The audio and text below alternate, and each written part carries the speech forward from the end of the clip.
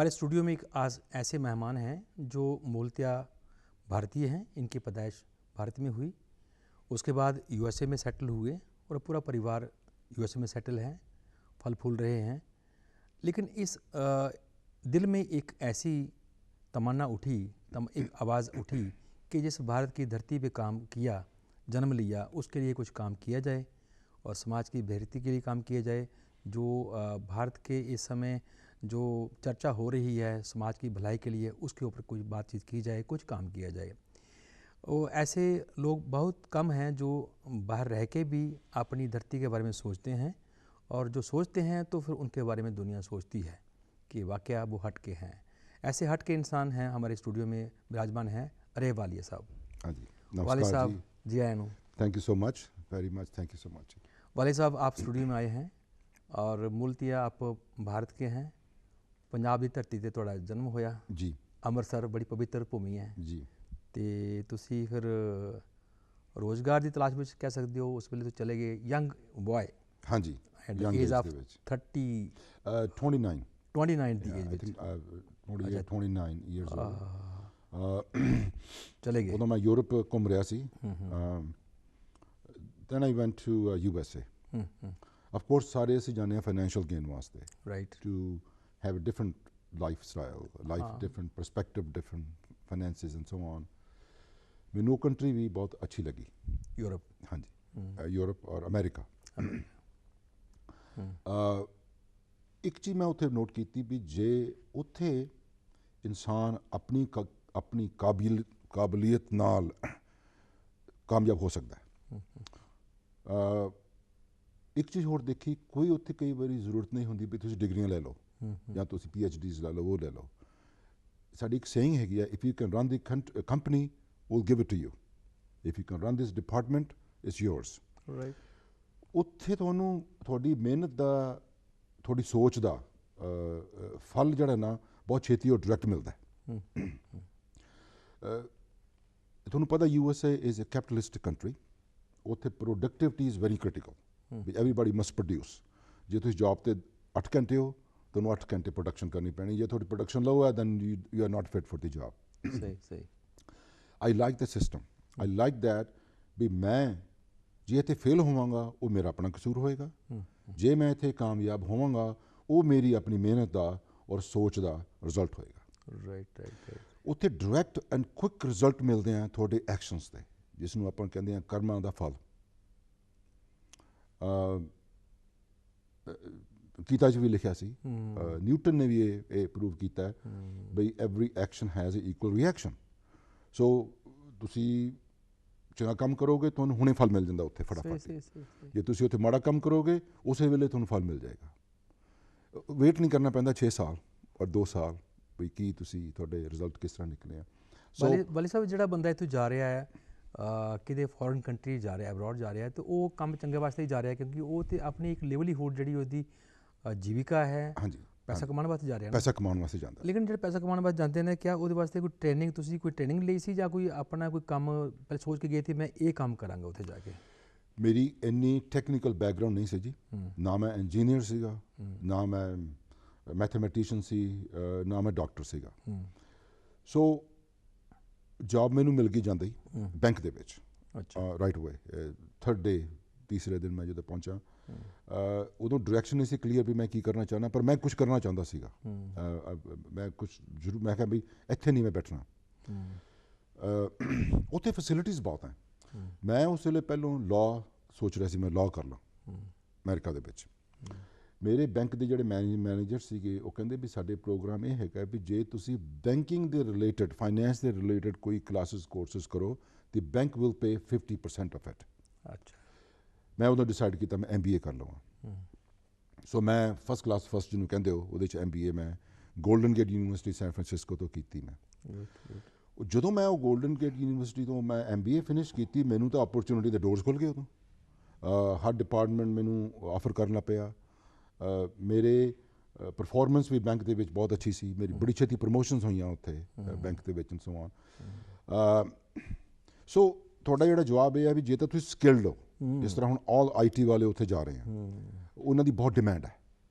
Electronic engineer ਦੀ ਬੜੀ demand ਹੈ ਉੱਥੇ। ਸਾਇੰਸ ਦੇ ਵਿੱਚ ਲੋਕਾਂ ਦੀ ਬੜੀ ਡਿਮਾਂਡ ਹੈਗੀ ਹੈ, ਮੈਥਮੈਟੀਸ਼ੀਅਨਸ ਬੜੀ ਡਿਮਾਂਡ ਹੈਗੀ ਹੈ।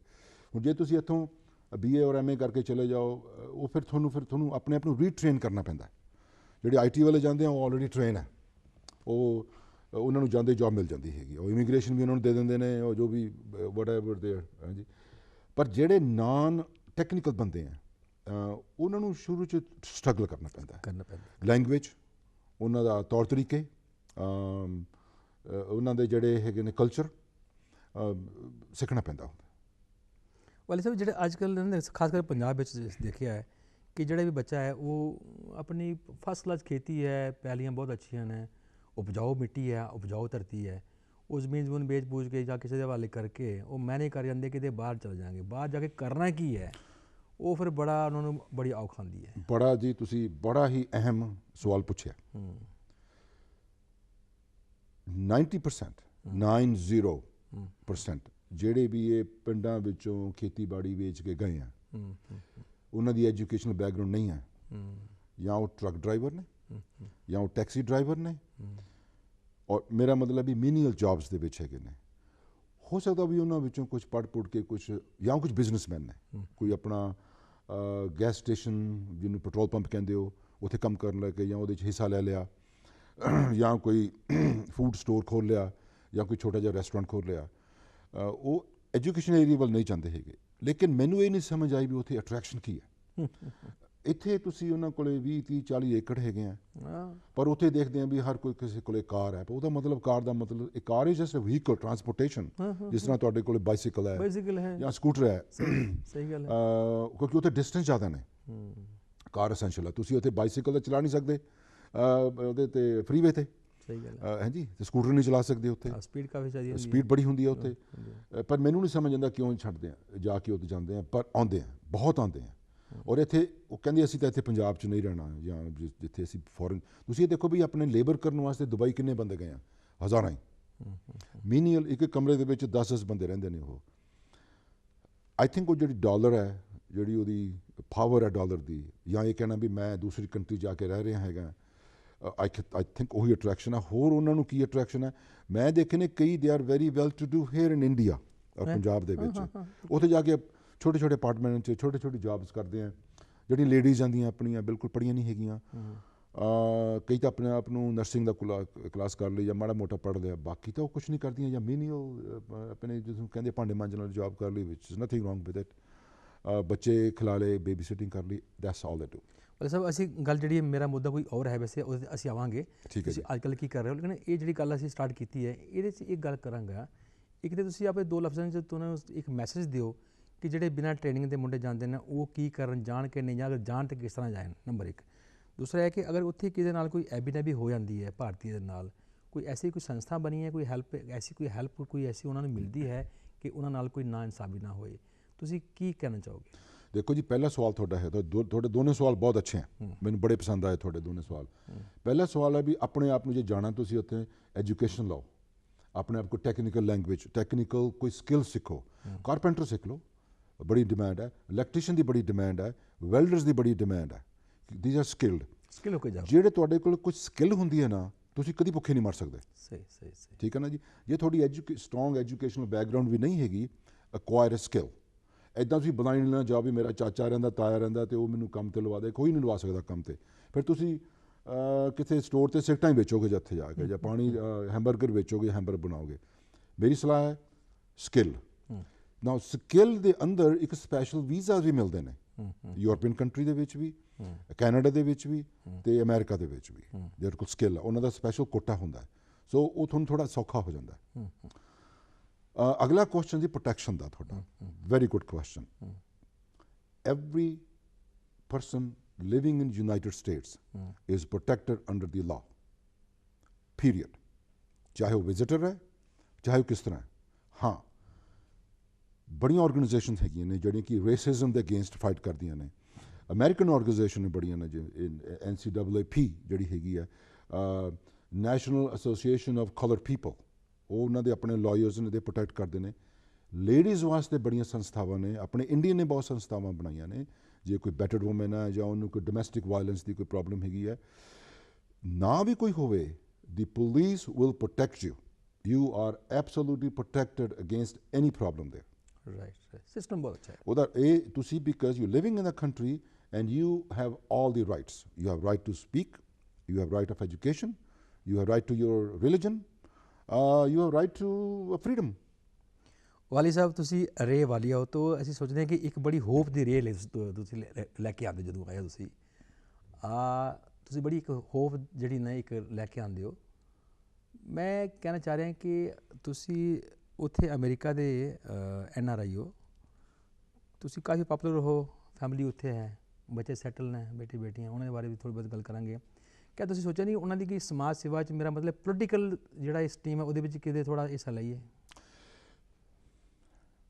ਪੋਲੀਟੀਕਲ ਰਾਜਨੀਤੀ, ਅਮਰੀਕਨ ਰਾਜਨੀਤੀ ਦੇ ਵਿੱਚ ਮੈਂ ਹਿੱਸਾ ਲੈਣਾ। ਮੈਂ ਤੁਹਾਨੂੰ ਗਲਤ ਸੋਚਿਆ, ਤੁਸੀਂ ਮੈਨੂੰ ਕਹਿੰਦੇ ਸੀ ਕਿਤੇ ਇੰਡੀਅਨ ਰਾਜਨੀਤੀ ਦੇ ਵਿੱਚ ਹਿੱਸਾ ਲੈਣਾ। ਮੈਂ ਕਿਹਾ ਉਹ that's not my cup of tea. ਮੈਂ ਡਾਇਰੈਕਟਲੀ ਪੋਲੀਟਿਕਸ ਦੇ ਵਿੱਚ ਨਹੀਂ ਆਉਣਾ ਚਾਹੁੰਦਾ, ਕਿਉਂਕਿ ਮੈਂ ਟਰਬਲ 'ਚ ਹੋ ਜਾਵਾਂਗਾ ਜੇ ਮੈਂ ਜਵਾਬ ਦਿੱਤਾ। ਮੈਨੂੰ ਹੇਰਾ ਫੇਰੀ ਕਰਨੀ ਨਹੀਂ ਆਉਂਦੀ, ਔਖਾ, ਮੈਨੂੰ ਝੂਠ ਬੋਲਣਾ ਨਹੀਂ ਆਉਂਦਾ, ਜਾਂ ਮੈਂ ਨਹੀਂ ਕਹਿੰਦਾ ਵੀ ਰਾਜਨੀਤੀ ਵਾਲੇ ਝੂਠ ਬੋਲਦੇ ਆ, ਪਰ ਉਹ ਮੈਨੀਪੂਲੇਸ਼ਨ ਤਾਂ ਕਰਨੀ ਪੈਂਦੀ ਹੈ ਨਾ, ਹਰ ਜਗ੍ਹਾ ਇੱਕ ਹੀ ਗੱਲ ਹੈ। ਪਰ ਮੈਂ ਸਟ੍ਰੇਟ ਸ਼ੂਟਰ ਮੈਂ। So but I'm a registered Democrat.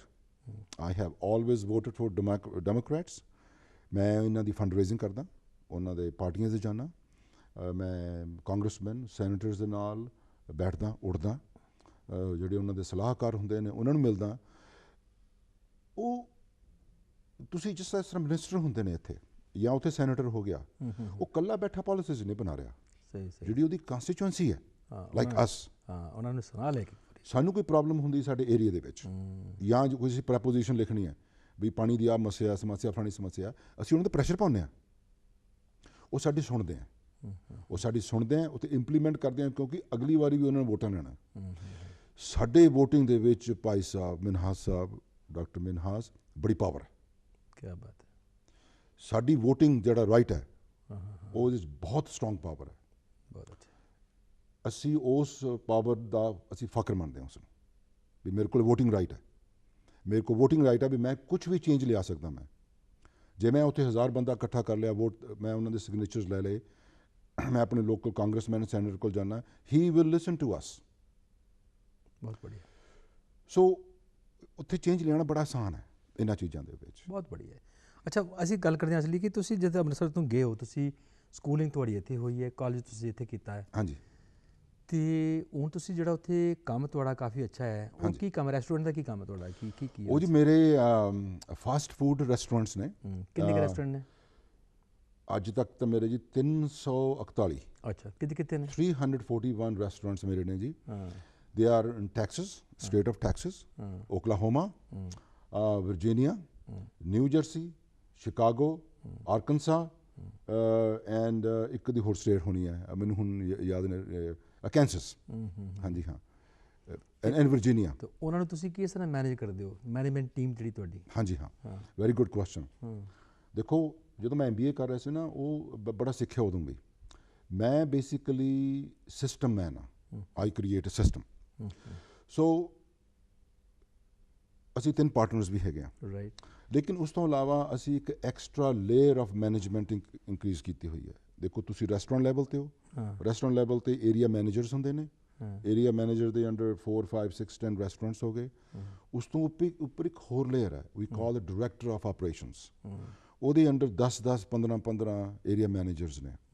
ਉਸ ਤੋਂ ਉੱਪਰ ਸਾਡਾ ਚੀਫ ਆਪਰੇਟਿੰਗ ਆਫਿਸਰ ਹੈਗਾ, ਉਸ ਤੋਂ ਉੱਪਰ ਅਸੀਂ ਹੈਗੇ ਹਾਂ। ਸੋ ਇੱਕ ਵਾਰੀ ਸਿਸਟਮ ਕ੍ਰੀਏਟ ਕੀਤਾ, ਇੱਕ ਵਾਰੀ ਪਾਲਿਸੀਜ਼ ਲਿਖੀਆਂ ਗਈਆਂ, ਗਾਈਡਲਾਈਨਸ ਲਿਖੀਆਂ ਗਈਆਂ। ਅਸੀਂ ਗਾਈਡਲਾਈਨ ਨਹੀਂ ਲਿਖਦੇ 500 ਪੇਜ ਦੀ ਗਾਈਡਲਾਈਨ ਲਿਖ ਦਿਓ, ਪਹਿਲੇ ਪੇਜ ਤੋਂ ਲੈ ਕੇ 10 ਸਾਲ ਲੱਗ ਜਾਣ ਪਿਛਲੇ ਪੇਜ ਪਹੁੰਚਣ ਵਾਸਤੇ। ਪੜ੍ਹਦੇ ਹੀ ਰਹੋ ਸੀ, ਪੜ੍ਹਦੇ ਹੀ ਰਹੋ। ਹਾਂਜੀ, no, they are very specific guidelines, ਹਰ ਸਿਚੁਏਸ਼ਨ ਦੀ ਗਾਈਡਲਾਈਨਸ ਹੈ, ਐਂਡ ਉਹਨਾਂ ਦੀ ਟ੍ਰੇਨਿੰਗ ਹੁੰਦੀ ਹੈ। ਹਰ manager has to go to proper training, hands on training. So ਇਸ ਔਨ ਤੁਸੀਂ ਕਹਿ ਸਕਦੇ ਵੀ ਆਟੋ ਪਾਇਲਟ 'ਤੇ। ਸੋ ਮੇਰਾ ਜਿਹੜਾ ਰੋਲ ਹੈਗਾ ਉਹ ਹੈਗਾ ਪਾਲਿਸੀ ਮੇਕਰਸ ਦਾ, ਸਟ੍ਰੈਟਜੀ, ਐਕੁਜ਼ੀਸ਼ਨਸ ਐਂਡ ਮਰਜਰਸ। ਤੇ ਡੇ ਟੂ ਡੇ ਆਪਰੇਸ਼ਨ ਦਾ ਰੋਲ ਹੈਗਾ ਮੇਰੇ ਇੱਕ ਪਾਰਟਨਰ ਦਾ, ਜਿਹਨੂੰ ਅਸੀਂ ਅਮਰੀਕਾ 'ਚ ਬੈਕ ਆਫਿਸ ਕਹਿੰਦੇ ਹਾਂ, ਐਡਮਿਨਿਸਟ੍ਰੇਟਿਵ ਆਫਿਸ। ਉਹ ਸਾਡੇ ਪਾਰਟਨਰਸ ਨੇ, ਇੱਕ ਹੋਰ ਹੈਗੇ ਨੇ। ਸੋ ਸਾਡਾ ਡਿਵੀਜ਼ਨ ਹੈਗਾ। ਇਹ ਸਿਸਟਮ ਹੀ ਐਸਾ ਵਧੀਆ ਸੈਟਅਪ ਕੀਤਾ ਕਿ ਇਹ ਆਪਣੇ ਆਪ ਚੱਲੀ ਜਾਂਦਾ ਹੈਗਾ। ਸਾਡੇ ਕੋਲ ਸਟੇਟਮੈਂਟਸ ਆਉਂਦੀਆਂ ਨੇ, ਸੋ ਵੀ ਗੋ ਥਰੂ ਇਸ਼ੂਜ਼ ਹੈਗੇ ਨੇ।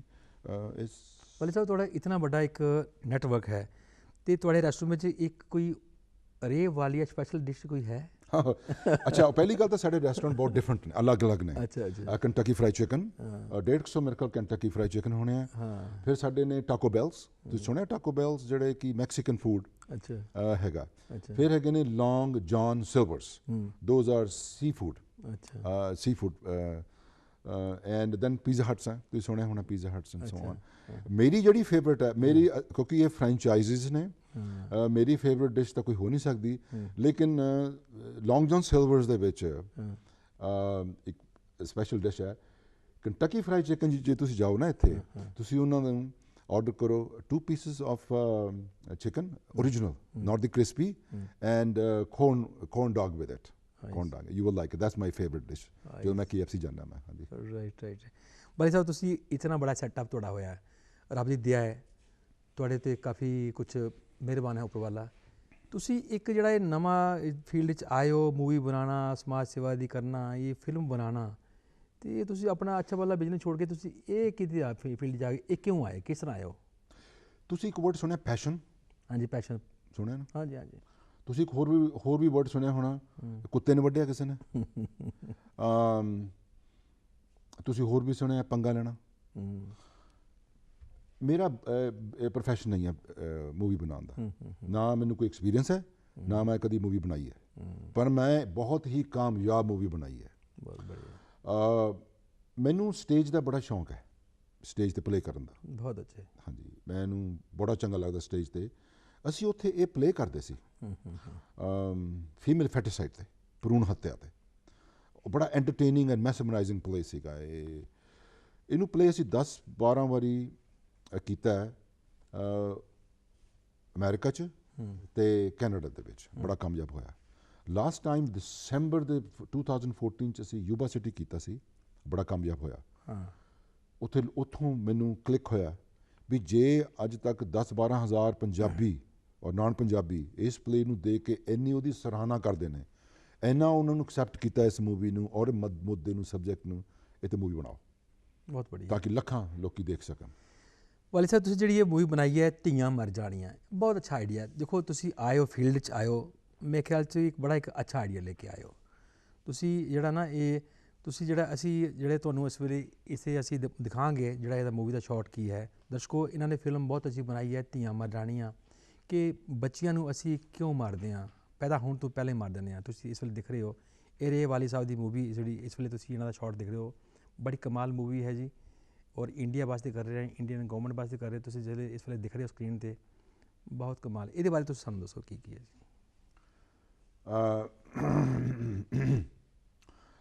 ਧੀਆਂ ਮਰ ਜਾਣੀਆਂ, ਦੀ ਫੋਰਗਾਟਨ ਡਾਟਰਸ, ਇੱਕ ਡਾਕੂਮੈਂਟਰੀ ਨਹੀਂ ਹੈਗੀ, ਨਾ ਮੈਂ ਡਾਕੂਮੈਂਟਰੀ ਬਣਾਉਣਾ ਚਾਹੁੰਦਾ ਸੀਗਾ। ਇਹ ਫੀਚਰ ਫਿਲਮ ਹੈ, ਫੁੱਲ ਲੈਂਥ, ਪਹਿਲੀ ਪੰਜਾਬੀ ਮੂਵੀ। ਅੱਛਾ, ਪੰਜਾਬੀ 'ਚ ਕਿਉਂ ਬਣੀ ਮੂਵੀ ਹੈ? ਇਹ ਡਾਕਟਰ ਅਜਮੇਰ ਸਿੰਘ ਔਲਖ ਨੇ, ਇੱਕ ਬੜੇ ਵੱਡੇ ਪਲੇ ਰਾਈਟ ਨੇ, ਇਹ ਉਹਨਾਂ ਦਾ ਪਲੇ ਸੀਗਾ, ਉਹਦਾ ਨਾਮ ਸੀ ਨਿਊ ਜੜ ਫਾਊਂਡੇਸ਼ਨ। ਪਰ ਨਿਊ ਜੜ ਵਰਡ ਐਸਾ ਸੀਗਾ ਵੀ ਅਮਰੀਕਾ 'ਚ, ਇੰਗਲੈਂਡ 'ਚ ਬੈਠੇ ਹੋਏ ਲੋਕਾਂ ਨੂੰ ਸਮਝ ਨਹੀਂ ਸੀ ਆ ਰਿਹਾ ਵੀ ਕੀ ਮਤਲਬ ਹੈ। ਕਾਮਨ ਜਿਹੜੇ ਤਾਂ ਪੰਜਾਬੀ ਨੂੰ ਜਾਣਦੇ ਹਨ ਚੰਗੀ ਤਰ੍ਹਾਂ, ਉਹਨਾਂ ਨੂੰ ਮੀਨਿੰਗ ਪਤਾ ਸੀ, ਲੇਕਿਨ ਆਮ ਨੂੰ ਨਹੀਂ ਸੀ ਪਤਾ। ਅਸੀਂ ਫਿਰ ਉਹਦੇ ਇਹ ਨਾਂ ਇਨਵੈਂਟ ਕੀਤਾ, ਧੀਆਂ ਮਰ ਜਾਣੀਆਂ। ਪਹਿਲੀ Punjabi movie made in USA, ਪਹਿਲੀ Punjabi movie made in Hollywood, ਐਂਟਾਇਰਲੀ produced in Hollywood. ਪਹਿਲੀ ਪੰਜਾਬੀ ਮੂਵੀ ਦੇ ਜਿਹਦੇ ਵਿੱਚ ਵੱਡੇ ਵੱਡੇ ਐਕਟਰ ਨਹੀਂ ਹੈਗੇ, ਲੋਕਲ ਐਕਟਰ ਨੇ। ਤੁਸੀਂ ਜਦੋਂ ਮੂਵੀ ਦੇਖੋਗੇ ਨਾ ਤਾਂ ਉਹਨੂੰ ਇਹ ਲੱਗੇਗਾ ਵੀ ਚੰਡੀਗੜ੍ਹ 'ਚ ਬਣੀ ਹੈ। ਤੁਸੀਂ, ਮੈਂ ਉਹੀ ਕਹਿ ਰਿਹਾ ਕਿ ਜਿਹੜਾ ਵਿਸ਼ੇ ਹੈ ਇਹ ਤਾਂ ਇੰਡੀਆ ਦਾ ਹੈ, ਹਾਂਜੀ, ਪੰਜਾਬੀ ਭਾਸ਼ਾ ਦਾ ਹੈ, ਔਰ ਪੰਜਾਬੀ ਜਿਹੜਾ ਉਹਦੀ ਐਂਬੀਐਂਸ, ਜਿਹੜਾ ਉਹਦਾ ਮਾਹੌਲ, ਐਟਮੋਸਫੀਅਰ ਹੈ, ਉਹ ਪੰਜਾਬੀ ਹੋਏਗਾ। ਹਾਂਜੀ, ਤੁਸੀਂ ਉਸ ਨੂੰ ਉੱਥੇ ਸ਼ੂਟ ਕੀਤਾ ਹੈ, ਇਹ ਕਿਵੇਂ ਜਸਟੀਫਾਈਡ ਹੋ ਗਿਆ? ਤੁਸੀਂ ਕਿਸ ਤਰ੍ਹਾਂ ਮੈਨੇਜ ਕਰ ਲਿਆ ਇਹ? ਅਸੀਂ ਜੀ ਉਹਦੀ ਲੋਕੇਸ਼ਨ ਹੰਟਿੰਗ ਬਹੁਤ ਕੀਤੀ, ਕਿਉਂਕਿ ਸਾਨੂੰ ਐਗਜ਼ੈਕਟਲੀ ਪਤਾ ਸੀ ਸਾਨੂੰ ਕੀ ਚਾਹੀਦਾ ਹੈਗਾ। ਨਾ ਸਾਨੂੰ ਪਿੰਡ ਚਾਹੀਦਾ ਸੀਗਾ, ਨਾ ਸਾਨੂੰ ਚੰਡੀਗੜ੍ਹ ਸ਼ਹਿਰ ਚਾਹੀਦਾ ਸੀਗਾ, ਸਾਨੂੰ ਚਾਹੀਦਾ ਸੀ ਕਸਬਾ ਉਹ ਕਸਬੇ ਦੇ ਵਿੱਚ ਇੱਕ ਰਿਚ ਫਾਰਮਰ ਹੈ, ਜਿੱਦਾਂ ਕਿ ਆਪਣਾ ਵੱਡਾ ਫਾਰਮ ਹਾਊਸ ਹੈਗਾ, ਤੇ ਉਹਦੇ 'ਚ ਸਾਨੂੰ ਟੈਕਨੀਕਲ ਸਟਾਫ ਸਾਡੇ ਡਾਇਰੈਕਟਰ ਨੇ, ਉਹਨਾਂ ਨੇ ਬੜੀ ਮਿਹਨਤ ਕਰਕੇ ਅਸੀਂ ਜਗ੍ਹਾ ਜਗ੍ਹਾ ਲੱਭੀਆਂ ਵੀ ਕਿੱਥੇ ਕਿੱਥੇ ਇਸ ਨੂੰ ਕਰਨਾ ਹੈਗਾ। ਸੋ ਅਸੀਂ ਬੜੇ ਕਾਮਯਾਬ ਰਹੇ ਹਾਂ ਉਸ ਲੋਕੇਸ਼ਨ ਨੂੰ ਲੱਭਣ ਵਾਸਤੇ। ਬਹੁਤ ਬੜੀਆ, ਬਹੁਤ ਬੜੀਆ। ਬਾਲੀ ਸਾਹਿਬ ਤੁਸੀਂ ਫਿਲਮ ਜਿਹੜੀ ਬਣਾਈ ਹੈ, ਸਾਨੂੰ ਉਮੀਦ ਹੈ ਕਿ ਕਾफ़ੀ ਇੱਕ ਮੈਸੇਜ ਲੈ ਕੇ ਆएगी और समाज पे, और सारी जी इंडियन गवर्नमेंट भी इस वे काफ़ी जोर दे रही है कि बेटी बचाओ बेटी पढ़ाओ। अगर ਧੀਆਂ ਹੀ ਬਚਣ ਗਈਆਂ तो ਅੱਗੇ ਜਿਹੜਾ ਹੈ ਇਹ ਸਮਾਜ ਅੱਗੇ ਪੈਦਾ ਹੋਏਗਾ। ਤੁਸੀਂ ਬਹੁਤ ਅੱਛਾ ਮੁੱਦਾ ਲੈ ਕੇ ਆਏ ਹੋ। ਆਪਣੀ ਫੈਮਿਲੀ ਬਾਰੇ ਦੱਸੋ ਕਿ ਇਹ ਬੱਚੇ ਜਿਹੜੇ ਨੇ ਕਿੰਨੇ ਬੱਚੇ ਨੇ, ਕੀ ਕਰਦੇ? ਸਾਡੇ ਜੀ we are blessed with 3 sons, 3 ਮੁੰਡੇ ਹੈ, 6 ਗ੍ਰੈਂਡ ਚਿਲਡਰਨ ਹੈ। ਹੁਣ ਜਿਹੜਾ ਛੋਟਾ ਮੁੰਡਾ ਹੈ ਉਹਦੇ ਵੀ ਹੋਣਗੇ ਬੱਚੇ ਹੁਣ। ਸਾਰੇ ਬਹੁਤ ਸੈਟਲਡ ਹੈ। ਛੋਟੇ ਦੀ ਬਹੁਤ ਹੀ ਅੱਛੀ ਜੌਬ ਹੈਗੀ ਹੈ, ਬੜੀ ਚੰਗੇ ਪੈਸੇ ਪੂਸੇ ਕਮਾਉਂਦਾ ਹੈ। ਮਿਡਲ ਵਾਲਾ ਜਿਹੜਾ ਹੈਗਾ ਉਹ ਮੈਨੂੰ ਬਿਜ਼ਨਸ ਦੇ ਵਿੱਚ ਮੇਰੀ ਹੈਲਪ ਕਰਦਾ ਹੈਗਾ, ਅਤੇ ਜਿਹੜਾ ਸਭ ਤੋਂ ਵੱਡਾ ਹੈਗਾ ਉਹ ਇੱਕ ਬਹੁਤ ਵੱਡੀ ਕੇਬਲ ਕੰਪਨੀ ਦੇ ਵਿੱਚ ਕੋਈ ਬਿਗ ਮੈਨੇਜਰ ਹੈ ਉਹਦੀ। So there are all well to do and settle. ਤੁਸੀਂ ਮੈਰਿਜ ਇੱਥੇ ਕਰਕੇ ਕੀਤੀ ਜਾਂ ਉੱਥੇ ਕਰਕੇ ਕੀਤੀ? ਮੈਰਿਜ ਉੱਥੇ ਕੀਤੀ ਹੈ ਜੀ। ਅੱਛਾ, ਕਿਸ ਨਾਲ ਕੀਤੀ ਸੀ? ਕਿਸ ਨਾਲ? ਹਾਂਜੀ, ਵੂਮਨ ਦੇ ਨਾਲ ਮੈਰਿਜ ਕੀਤੀ ਸੀ ਅਸੀਂ। ਉਹ ਪਹਿਲੇ ਨੋਨ ਸੀਗੇ ਕੋਈ? ਹਾਂ, ਉਹ ਕੈਨੇਡਾ ਤੋਂ ਸੀਗੇ। ਅੱਛਾ, ਹਾਂ, ਉਹ ਸ਼ੀ ਇਜ਼ ਫਰਮ ਕੈਨੇਡਾ, ਹੈ ਪੰਜਾਬੀ ਨੇ, ਆਪਣੇ ਪੰਜਾਬੀ ਨੇ, ਇੱਥੋਂ ਦੇ ਪੈਦਾ ਹੋਏ ਨੇ। ਔਰ wonderful wife, wonderful mother, wonderful grandmother. We've been married for very very long time. She is very good. ਉਹ ਮੈਨੂੰ ਬਹੁਤ ਹੀ ਇਨਕਰੇਜਮੈਂਟ ਦਿੰਦੇ ਨੇ ਉਹ ਮੇਰੇ ਕੰਮ ਦੇ ਵਿੱਚ। ਉਹ ਸਾਡੀ ਮੂਵੀ 'ਚ ਵੀ ਐਕਟ ਕੀਤਾ ਹੈ। ਬਹੁਤ ਅੱਛਾ। ਉਹਨਾਂ ਨੂੰ ਬੈਸਟ ਐਕਟਰਸ ਦਾ ਅਵਾਰਡ ਵੀ ਮਿਲਿਆ ਹੈ। ਬਹੁਤ ਬੜੀਆ ਇਸ ਮੂਵੀ ਨੂੰ। ਬਾਲੀ ਸਾਹਿਬ, ਤੁਸੀਂ ਜਿਹੜਾ ਕੰਮ ਕਰ ਰਹੇ ਹੋ ਸਾਨੂੰ ਬਹੁਤ ਉਮੀਦ ਹੈ ਔਰ ਸਾਡੀਆਂ ਦੁਆਵਾਂ ਨੇ ਕਿ ਤੁਹਾਡਾ ਰੱਬ ਤੁਹਾਡੇ ਨਾਲ ਹੈ। ਤੁਸੀਂ ਜਿਹੜਾ ਕੰਮ ਕੀਤਾ ਹੈ, ਤੁਹਾਡਾ ਸਾਥ ਦਿੱਤਾ ਹੈ, ਇਹ ਵੀ ਇੱਕ ਸਮਾਜ ਸੇਵਾ ਦਾ ਕੰਮ ਹੈ, ਹਟ ਕੇ ਕੰਮ ਹੈ। ਤੁਸੀਂ ਮੂਵੀ ਬਣਾ ਰਹੇ ਹੋ, ਖੁਦ ਐਕਟਰ ਹੋ, ਖੁਦ ਡਾਇਰੈਕਟਰ ਹੋ, ਖੁਦ ਪ੍ਰੋਡਿਊਸਰ ਹੋ, ਔਰ ਫੈਮਿਲੀ ਵੀ ਤੁਸੀਂ ਤੁਹਾਡਾ ਸਾਥ ਦਿੰਦੀ ਹੈ, ਔਰ ਤੁਹਾਡਾ ਸਾਥ ਹਰ ਬੰਦਾ ਦੇਗਾ, ਇਹ ਅਸੀਂ ਉਮੀਦ ਕਰਨੇ ਹਾਂ। ਤੁਸੀਂ ਕਾਮਯਾਬ ਹੋ ਗਏ, ਤੁਸੀਂ ਸਾਡੇ ਸਟੂਡੀਓ 'ਚ ਆਏ ਹੋ, ਤੁਹਾਡਾ ਬਹੁਤ ਬਹੁਤ ਧੰਨਵਾਦ। ਥੈਂਕ ਯੂ ਜੀ, ਥੈਂਕ ਯੂ, ਬਹੁਤ ਬਹੁਤ ਬਹੁਤ ਬਹੁਤ ਧੰਨਵਾਦ ਜੀ।